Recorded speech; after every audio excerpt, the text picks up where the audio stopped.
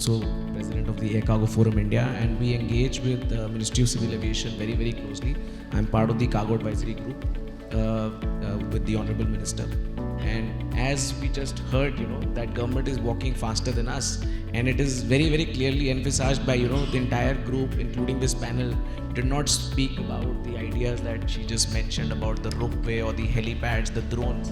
And there is a lot of active work which is happening behind all three of these projects, apart from the air cargo. 450 odd routes have been operationalized under UDAN scheme. I think more than 70 airports have been operationalized under UDAN. And if you look at the last, say for example, 1,000 years of GDP growth of the world, you would see the last 100 years contributing the fastest growth in terms of percentage and in absolute terms.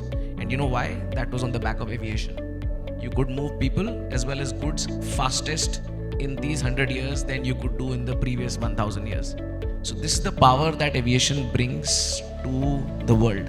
And this is also one of the thoughts that I would leave, because there are lots of end customers here that I just mentioned some time back, that you want to sell your product and you want to sell it while it is in fashion, while it has the best shelf life.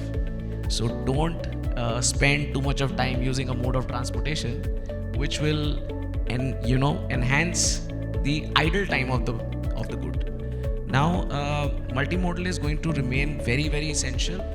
In India, less than 1% of goods move on the waterways, whereas in some of the developing countries it is way above in double digits. And India does have a lot of effective riverbeds where government is working on those projects as well. The intermodal or multimodal connectivity will be an absolute game changer for the industry.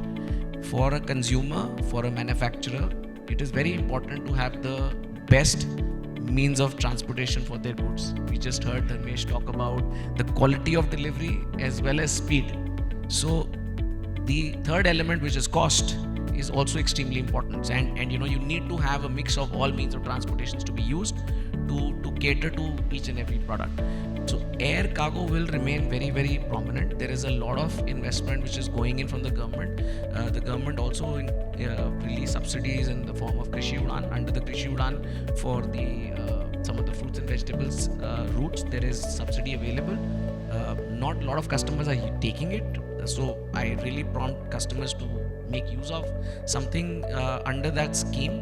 And we are also proposing to the government also to bring in more. When you say chicken and egg, ma'am, it is chicken and egg. For the supply chains of India to become more competitive, we need support from the government to support in terms of creation of these infrastructures, and also support some of the airlines and other stakeholders.